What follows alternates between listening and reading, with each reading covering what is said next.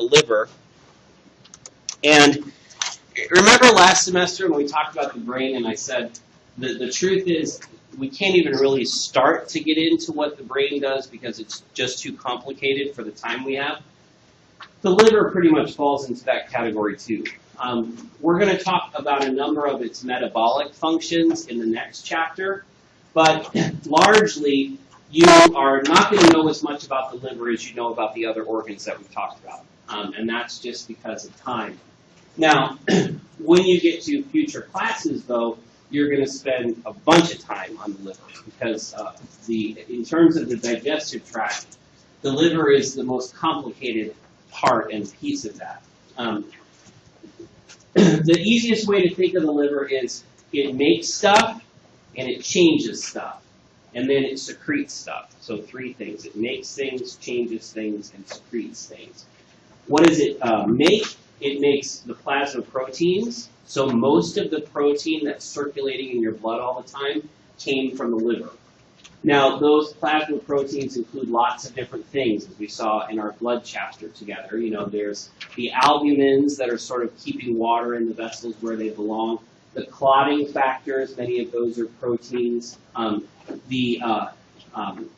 of the immune system proteins like complement, so it's a protein manufacturer. The liver also makes nutrients for the body. So proteins, amino acids, sugars, and lipids can all be produced by the liver. Now, we are not plants, so we can't produce it from nothing, right? We can't produce it from light and available carbon dioxide, but the liver can transform one kind of nutrient into another very readily. More on that in the next chapter. Okay, so it has its metabolic functions, its synthetic functions, and then its secretion functions. All right, so plasma proteins, clotting factors. The liver acts as a giant filter, similar to what the spleen does. So many of the red cells that are starting to get too old end up dying in the liver, and their iron is recovered and recycled right there on site. In the adult, the liver doesn't produce blood, but it does manage a lot of the things about the blood. Okay, so more on the liver as we go. By change, the liver is able to metabolize and therefore destroy all kinds of things. So the way the blood flows through the body is blood goes from the heart to the digestive tract, from the digestive tract to the liver, and then through the liver before it goes anywhere else. So anything that you ingest, the liver is going to have had a look at before it goes anywhere else in your body. So because of that setup, a medication, for example, if I give you 500 milligrams of amoxicillin, about 250 milligrams of that, about half of that amoxicillin is going to be destroyed by the liver before it gets anywhere else. Because the liver sees it as a toxin. It sees it as something not nutrient that's coming in through the digestive tract, and it destroys it. So when you all learn about medications and how they work, the liver plays a major role in medication metabolism. So lots of functions to the liver. Okay, a little anatomy.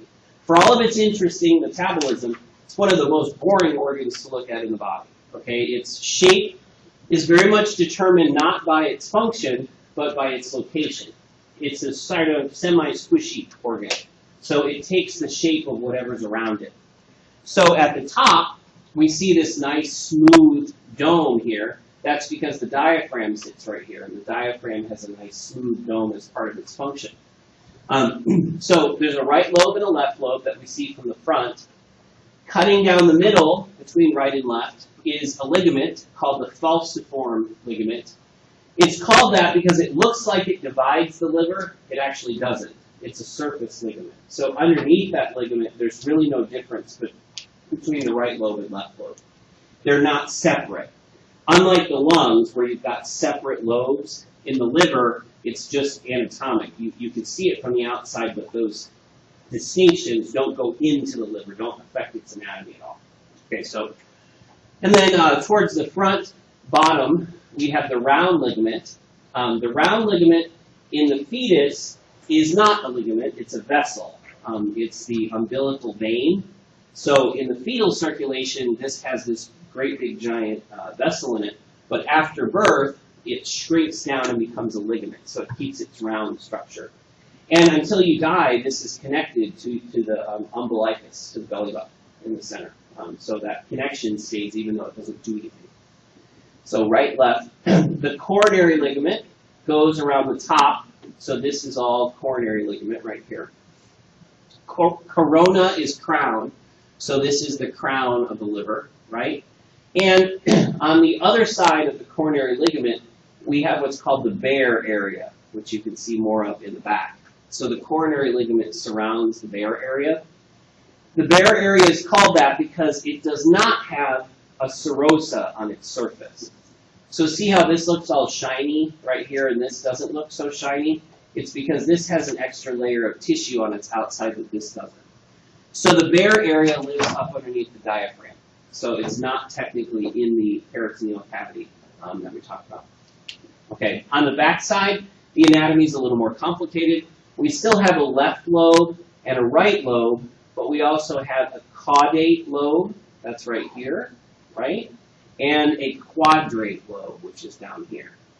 Just like the left and right lobes, though, it's sort of a false distinction. It looks like a separation, but it isn't actually a separation when you get down to the liver. All right. Now we have the gallbladder, sits just behind the liver. So from the front, we see it just peeking out, but in the back, we can see the whole thing. It has a kind of teardrop shape to it. We're going to talk more about the gallbladder in a minute. And then the liver has a hilum right here that has a vein and an artery. So we have the hepatic portal vein, we have the hepatic artery going into the liver here, and then the bile ducts coming out. Again, more on that in a second. And then the hepatic vein comes from the left and right side way up here by the vena cava. So blood enters here and exits here. Okay?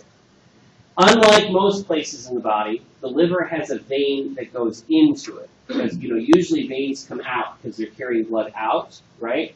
Well, the hepatic portal vein carries blood from the whole digestive tract into the liver.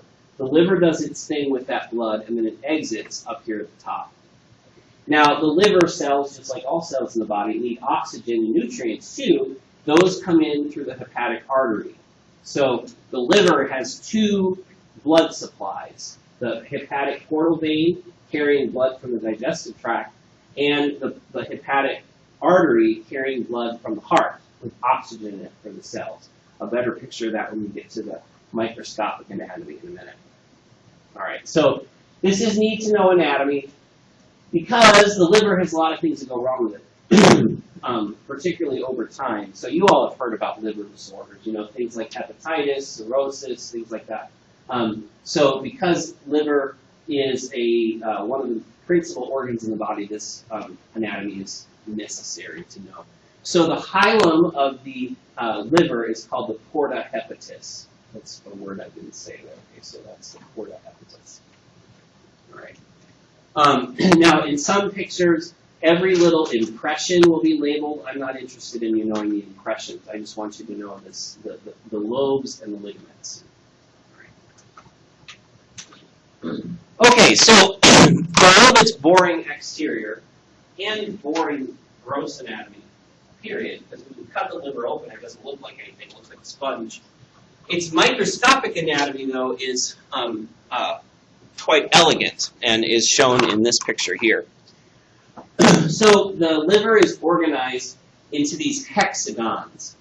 Now, these hexagons also have a three-dimensional structure, too. So they are kind of pillar-shaped, so they go down a bit. At the corners of each hexagon, so here, here, and here, and so on, we have a cluster of vessels, right? You see a red, a blue, and a green, a red, a blue, and a green. We see one of those in each corner, okay? We call that the portal triad.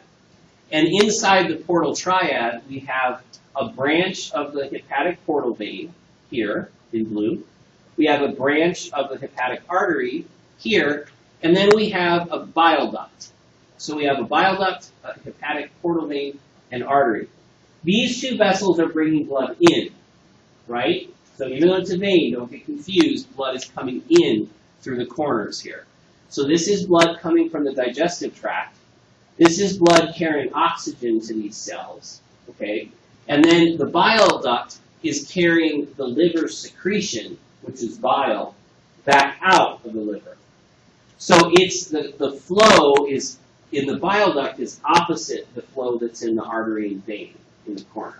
Okay, so artery and vein blood's coming in, bile duct, bile is flowing out. So they're going opposite directions. The blood from the portal vein and the artery mixes. You see that here, that the red blood and the blue blood mix together. And from all 6 corners, that's happening. And the blood is going past all of these cells in yellow. These are hepatocytes, liver cells. Okay, the blood passes by them and then drains through a vein in the center called the central vein. So blood comes in from the outside, flows past these cells, and then exits through the central vein in the middle. These hepatocytes do all kinds of things. The hepatocyte is one of the most capable cells in the body because it can do all different kinds of metabolism. Many hepatocytes can do multiple kinds of metabolism inside the same cell at the same time. So it's a pretty amazing place.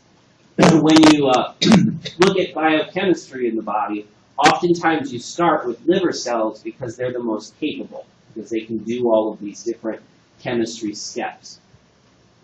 All right, so we call this structure a lobule, right? So this is a lobule. And the blood paths are called sinusoids. When I first talked about capillary beds, we talked about 3 different kinds of capillaries. Regular capillaries, fenestrated capillaries that have a bunch of little holes in them, and then sinusoids. Well, here's an example of that third type. The difference is sinusoids, it is very easy for stuff to get in and out of sinusoids. The spaces between the capillary endothelial cells are wider. So the cells that make up these tubes are not complete. It's like a leaky pipe. You know, stuff can get out real easily and stuff can get in real easily. You know, like you lay in a yard for drainage, for example. So that's kind of what the sinusoid is like. If we look down, you know, even closer, okay, here's our triad, right? Bile duct, portal vein, branch, hepatic artery branch. And we can see, here's that central vein, okay, and these are all liver cells, right, hepatocytes. Now, the hepatocytes are doing most of the work. As blood is passing by them, they're changing what's in the blood. So they're, you know, for example, they're taking amino acid A out and putting amino acid E in, you know, if that's what the body needs. Or they're taking glucose out and putting fatty acids in, you know, if that's what the body needs. So there's this modification of the blood as it flows through the liver. In addition to that kind of work, we also have some macrophage type cells here, like here and here and here. Those are called Kupffer cells. That's here, or Kupffer cells. And their job is to take anything out of the blood that doesn't belong, that's larger than a molecule. Okay, so for example, when let's say you've had something, you know, like yogurt that has a high bacterial load. Some of those bacteria may enter the bloodstream, but they're going to get taken out here by the Kupffer cells.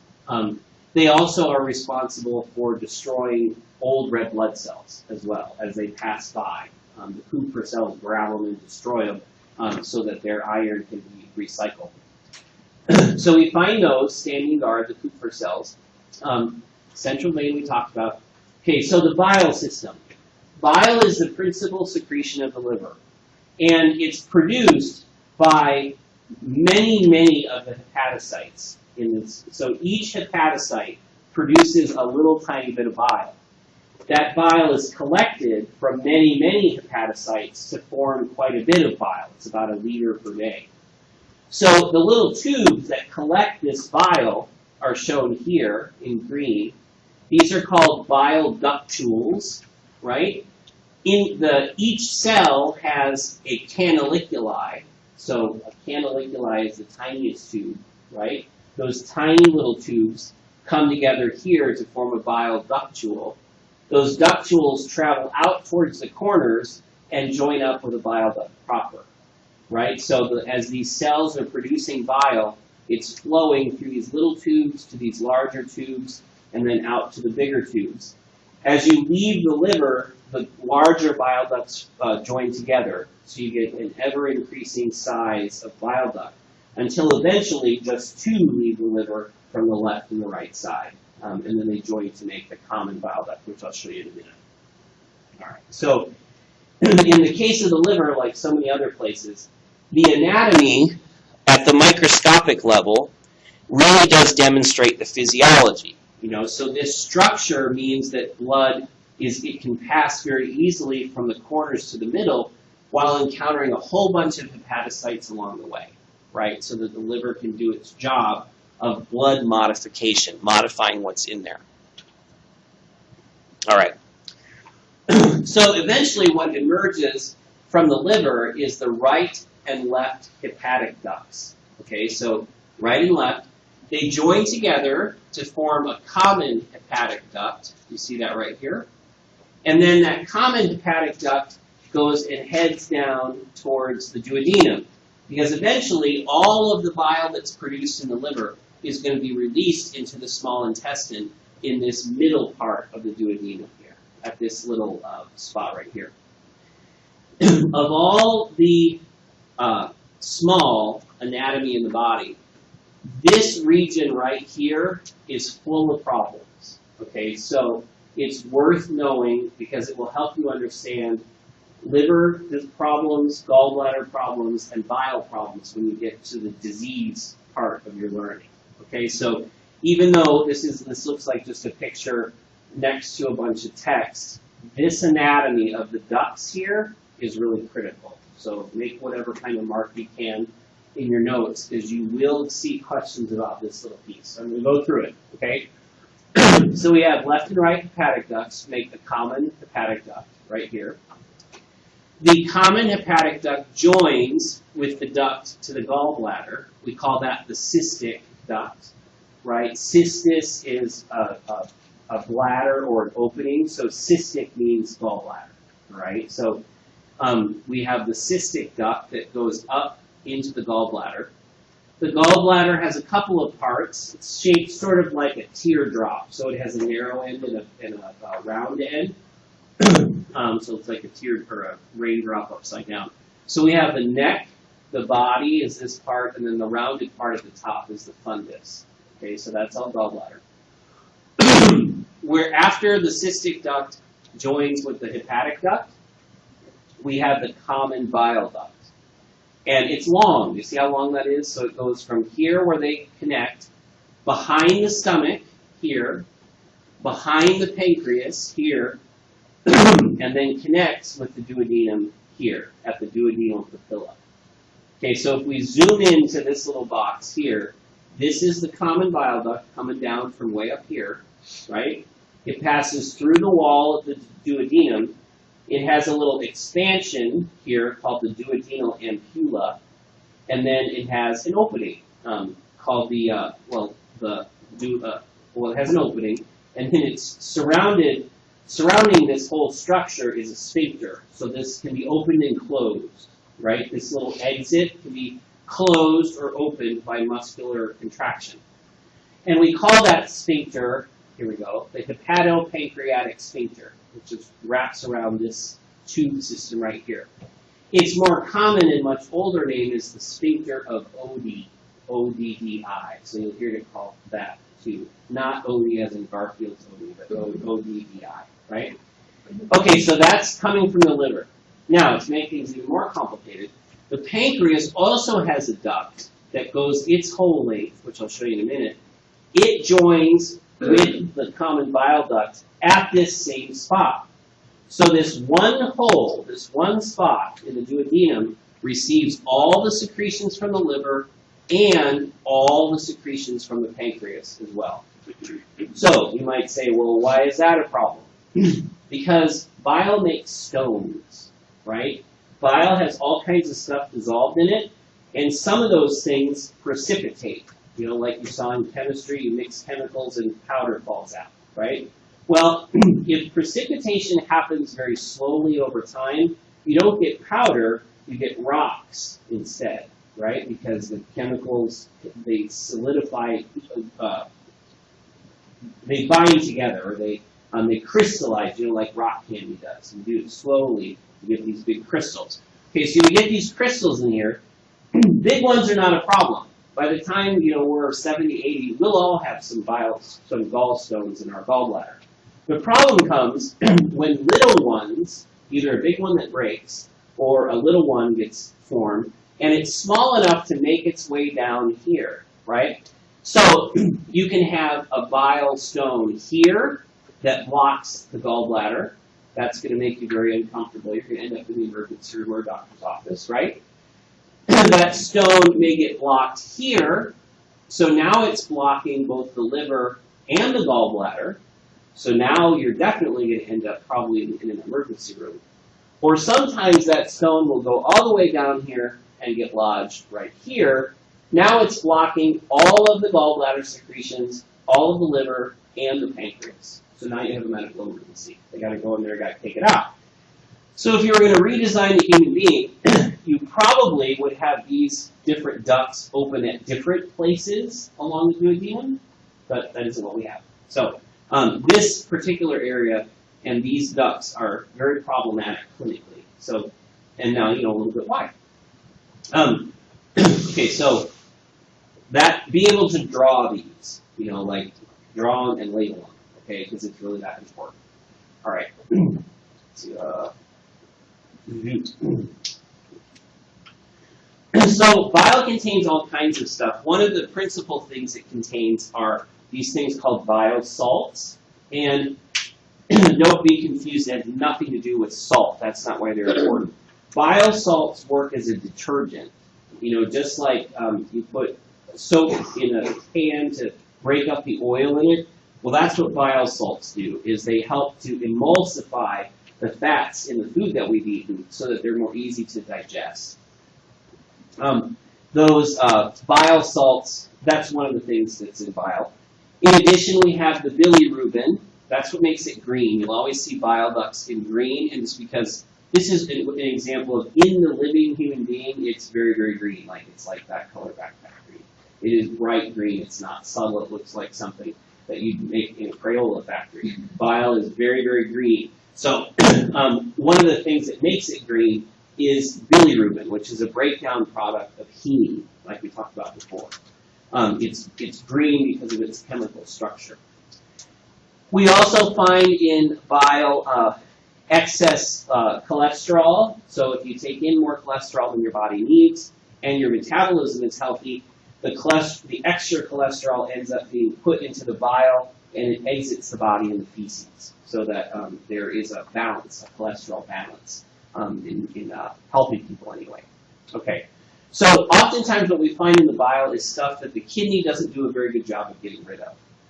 Bilirubin is a great example of that. The kind of molecule it is, the kidney can't handle things that big, but the liver can. So it's a principal way for things to exit the body. All right, so we have the common bile duct, pancreatic duct. Here's that hepatopancreatic sphincter here, that sphincter of Oddi. And then we have the duodenal papilla, which is this little hill, and this is where those secretions exit into the duodenum. All right. So in the normal case, where a gallbladder is intact and functioning, there's basically two different states of flow of things. In between meals, the liver is producing bile all the time. Regardless of what the digestive tract is doing, the bile produces a little bit of bile all the time. You know, it's about 1 liter per day, and it has nothing to do with what we've eaten. It's just happening all the time.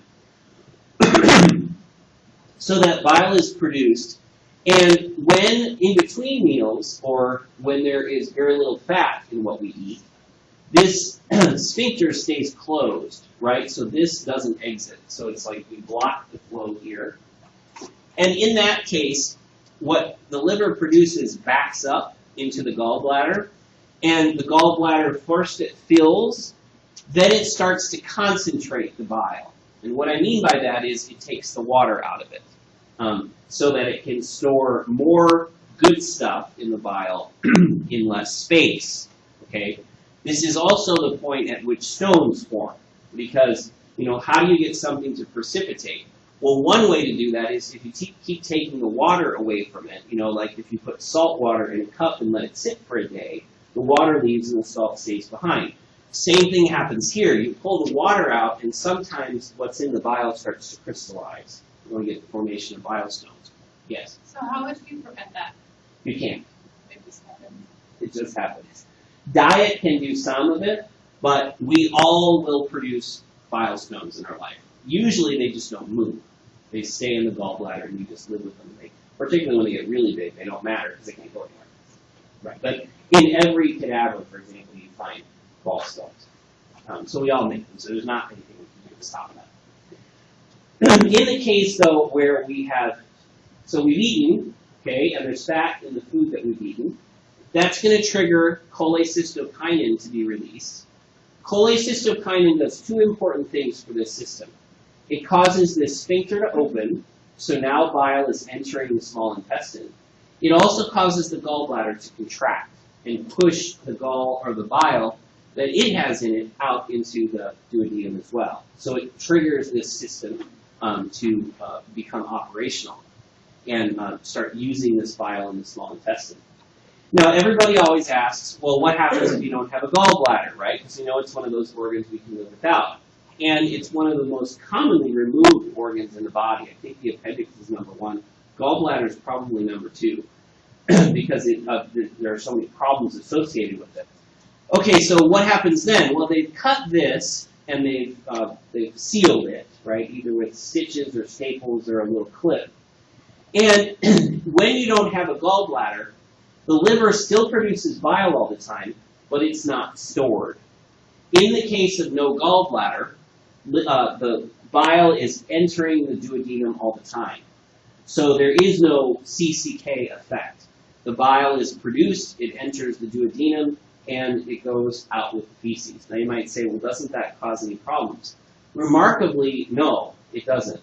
People without a gallbladder have a little more trouble digesting fats because they don't have the benefit of this concentrated bile being injected into the duodenum when a fatty meal comes. But most people don't even complain of any symptoms. And the body adapts to this very well. So like the bile salts, for example, which are a good thing in bile that we would like to recycle, when you don't have a gallbladder, the bile salts exit the liver, go into the duodenum, follow the small intestine around, and are then reabsorbed in the distal part of the ileum and return to the liver. So there's this circulation of bile salts all the time. So that's that reabsorption that I talked about here. Okay. All right, and our last organ in the digestive tract is the pancreas. Boring-looking organ that does some important and impressive things. Okay, so the pancreas sits below the stomach, so the stomach would be right here. It looks a little bit like a tadpole, at least it does to me, right? So it has a tail back here, it has a body here, and then it has a head that sits kind of in this bend of the duodenum. Running the whole length of the thing is a big long duct that collects the secretions from each of these lobules. They look like this under the microscope. So these little cells produce stuff that ends here, that collects in this duct, and then this duct enters at the duodenum. Now, in some people, about 3 to 10%, they have an extra pancreatic duct as well that opens directly onto the duodenum, which gets around this traffic jam problem a little bit. So it is an extra benefit, but not very many people have that. So what does the pancreas make? Well, in the endocrine section, we talked about its hormone functions, namely insulin and glucagon, right? So that's produced by the islet cells of the pancreas. But the bulk of the pancreas produces, number one, a bicarbonate solution, right? So we saw acid production in the stomach, right? And acid, while good in the stomach because the stomach is evolved for it, you can't take that acid and put it anywhere else in the body without destruction happening. So we have to be able to neutralize that stomach acid. And that neutralization happens by the pancreas. So the pancreas produces a bicarbonate-rich solution that is then ejected into the duodenum here, and it neutralizes the stomach acid from the stomach that's the contents that are coming in here. So when acidic contents leave the stomach, that acid is neutralized almost right away in the duodenum by the secretions of the pancreas. Okay, so that's one. The second thing the pancreas produces are digestive enzymes. And this is what makes the pancreas one of our most important digestive tract organs. The pancreas is the only organ we have that can produce enzymes that can digest all of the different kinds of things that we eat. Okay, so the pancreas has enzymes for carbohydrates, proteins, and lipids. Those are our macronutrients, right?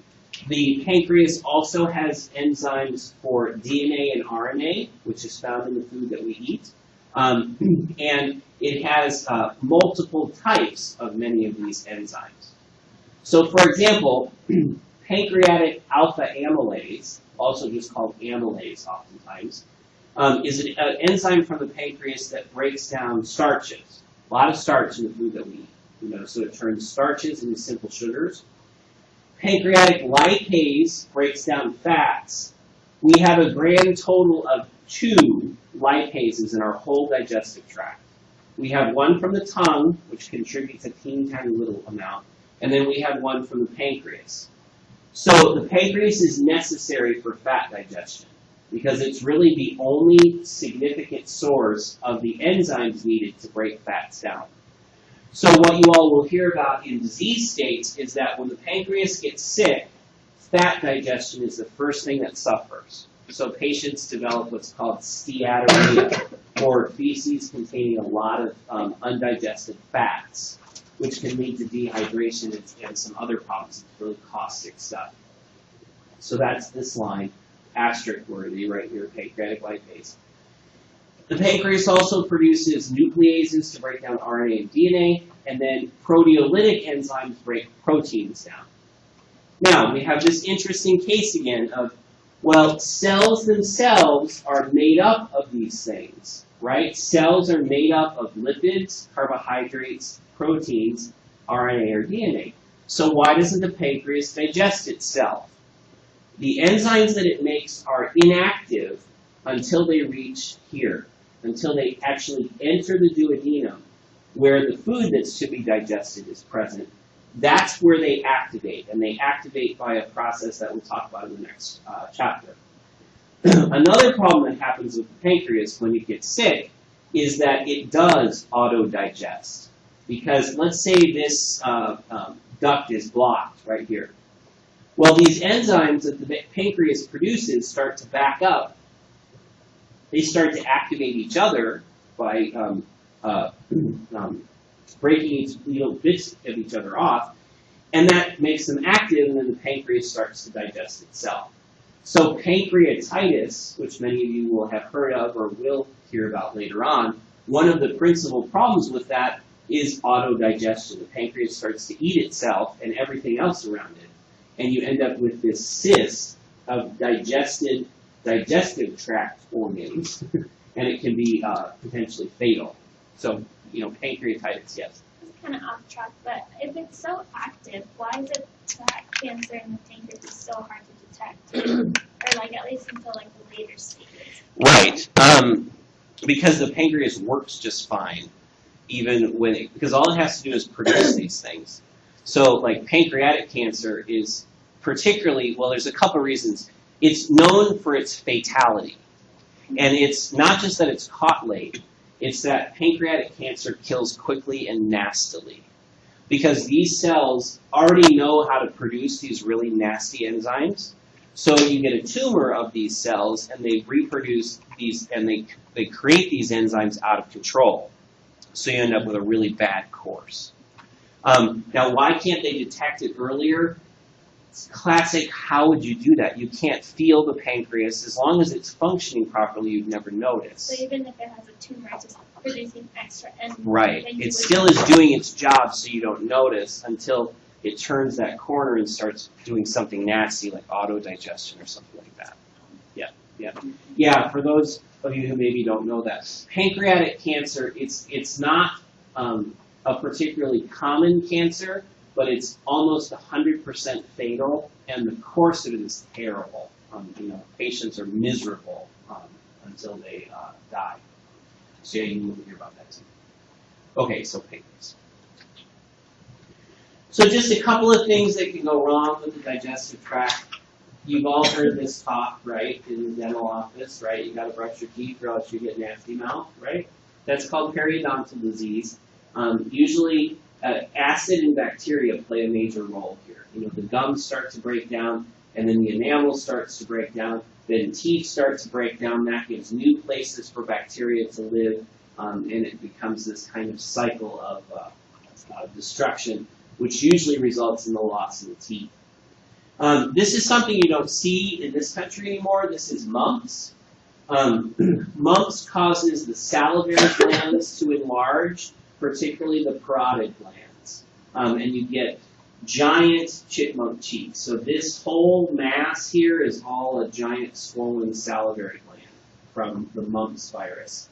That isn't what kills you or what the big problem is. One of the reasons we vaccinate against mumps is to prevent this and airway problems, but there's a long-term, more common effect too. Mumps causes swelling in all glands, and before vaccination it was a leading cause of male sterility because of its effects on the test teeth. It basically was a test teeth killer, so it resulted in male infertility. But now we vaccinate for it. I'm going to turn the lights off so you can see this. Remember we talked about GERD and how acid backs up into the bottom of the esophagus? This is what it looks like when that happens a lot. Do you see these little red streaks? This pink, shiny stuff, that's healthy, normal esophagus. This is esophagus that's starting to be eaten by that acid and stomach contents here. So we call that an esophagitis. Here's some gallstones. They can actually be quite pretty, believe it or not, when you get them all shined up and cleaned up, because they have this green iridescent hue to them. But that's showing you, and that's a centimeter, right? So these are a centimeter wide. These are good sized stones. We all will have those by the time we're done. Here is a gastric ulcer. So this is normal, nice pink, shiny GI tissue, and this area looks very different. That's that the stomach's specializations for acid production have failed somehow. Either inadequate mucus production, overproduction of acid, something has caused that acid to eat into the wall of the stomach. This is a pancreatitis. These are spots of autodigestion where the pancreas is digesting itself. And here is what they see when they do a colonoscopy, right? So this is all normal, healthy colon back here, and you see this big bulge. This is a polyp, which is an overgrowth of tissues. They're considered precancerous, because if you don't do anything about them, they will oftentimes become cancerous eventually. And then there's this one. This is cirrhosis. Cirrhosis is a final common process. So there's lots of things that can result in cirrhosis of the liver. Probably the most common is, and the one you've all heard of, is alcoholic cirrhosis. Because the liver is the principal site for the metabolism of alcohol, large consumption of alcohol regularly over time results in the liver basically scarring in on itself, because it's affected by the toxin more so than other parts of the body, because it's having to process that toxin. So just a scattering of GI things. I'm not ignoring this one, but this isn't the human body. This is a Giardia lamblia. It's a protozoa that causes GI problems. It causes vomiting and diarrhea. It can be a very severe diarrhea. Every once in a while, you'll hear about a boil order, from the water treatment people. This is one of the things that can sneak through. Giardia makes spores, and those spores can live. They can survive the chlorination process and the filtration process, and they can come through the water supply. But in a big municipality like this, we don't get that problem as much. But out there in smaller communities, you will sometimes get a Giardia outbreak. All right. Digestive tract. Questions? Anything you want me to look at? What happens when you have like intussusception? How does that happen? An intussusception, good question. It happens in kids typically. Yeah, I had surgery on it when I was 5. Yeah, it's actually very common. The easiest way is to draw you a picture. That's fine. Okay. So normally the digestive tract looks like that, right? It's a tube. In an intussusception, one little piece here has telescoped in on itself. So it looks like this. So do you see how, like, if you took this and you pushed it in here, it would look like that? That's an intussusception.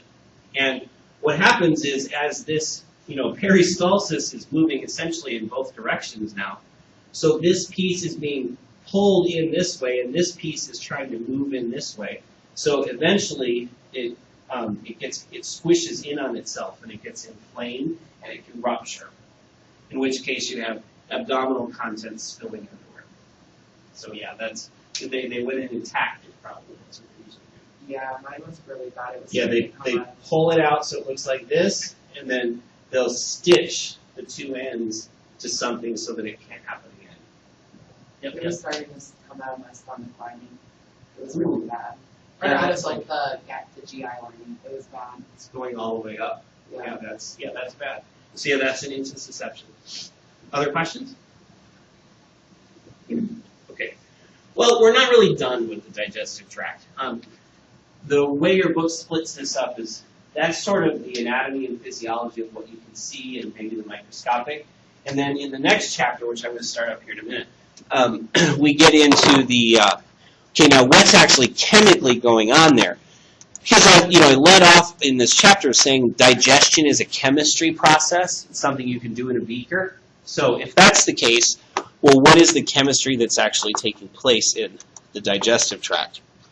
So this whole chapter is about how we take the nutrients that come in through this digestive tract that we talked about and actually do something with them with our cells. So this isn't just about the digestive tract. It's also about what is happening in all of our cells, all over our body, all the time, that makes it possible for us to be alive, as well as actually accomplish something like producing motion and the things that we've learned a little bit about before. So this has more of a cellular basis than our other chapters do. It's kind of the odd man out in this whole second section of A&P, because it's all about the cell. We're going to be talking a lot about the cells in this piece. The other odd man out weird chapter is the fluid, electrolytes, and nutrition chapter, which we'll get to in the next unit. And that's more of a whole, we're going to look at the whole organism at once. Okay, so first, some terms. Okay, metabolism, we've all heard this word. Many of us have even used it. Hopefully we've used it accurately. Metabolism is all of the cellular processes that are happening in your body all of the time. So metabolism is everything your cells are doing to be alive and to manage growth, homeostasis, as well as activity. And so all of this is metabolism. Now, because that's a lot, we take this concept of metabolism and we look at it in different ways. Okay, so the first two words I want you to look at are anabolism and catabolism. Okay, anabolism is to build up. And in anabolism, we take simple molecules and we make more complicated molecules out of them. So you already saw one example of this last semester, protein synthesis, right? Where using DNA or RNA template from DNA, you take amino acid after amino acid and you string together a protein, right?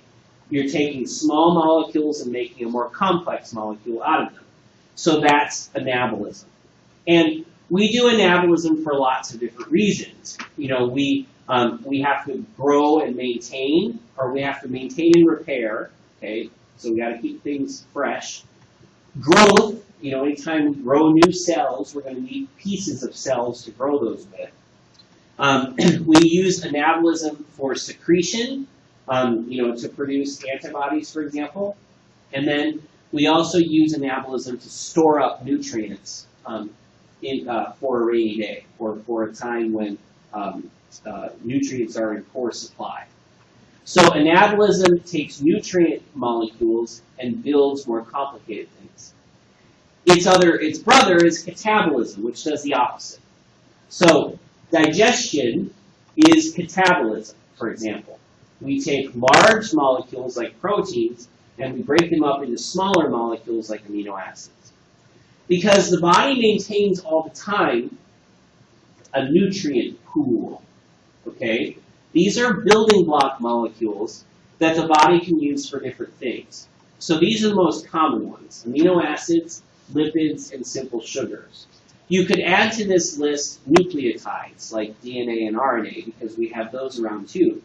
And the cool thing about our metabolic system is these same building block molecules can be built into a wide variety of different things, right? So you could have 100 molecules of alanine, you know, an amino acid, and they could end, those 100 molecules, all the same, could end up in 100 different proteins that do 100 different things. You know, so we use the same Legos to build lots of different Lego creations in our cells. Okay, so the Lego, the building blocks, are the nutrient pool, which is here. This is very much what the digestive tract is for, is to import nutrient molecules and make sure that there's an adequate nutrient pool circulating all the time. Okay, we're going to talk much more detail about all of these things. But okay, so we have anabolism and catabolism, and then we have energy production. Okay, so these nutrient pool molecules are not only our Legos for building things, they are also our fuel for creating energy too. So we burn our Legos, right? And that's because we're taking in new Legos all the time. So it's fine. Even though real Legos are very, very expensive, never burn Legos. But the building block molecules, you can do that with.